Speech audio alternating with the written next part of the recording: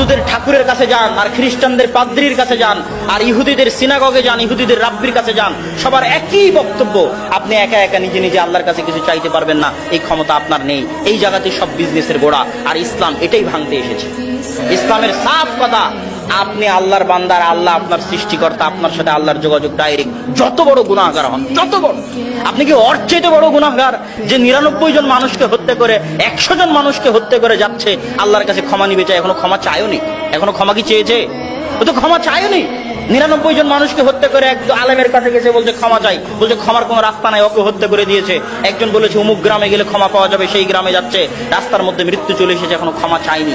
আল্লাহর কাছে ক্ষমা চাইনি এমন একটা বান্দা যে মাত্র ইচ্ছা পোষণ করেছিল ক্ষমা চাইবে, তাকে ক্ষমা করার জন্য আল্লাহ জমিনকে বললেন, জমিন এই দিকে হয়ে যাও, ওই দিকে হয়ে যাও। ফেরেশতাদের বললেন, যেই জমিনের দিকে, যেই গ্রামের দিকে যাচ্ছিল ওটা যদি কাছে হয় তাহলে তাকে ক্ষমা করে দাও। আল্লাহর কাছে যে ক্ষমা চাইনি তাকে ক্ষমা করার জন্য আল্লাহ কৌশল অবলম্বন করলেন। ক্ষমার ইচ্ছা পোষণ করেছিল মাত্র।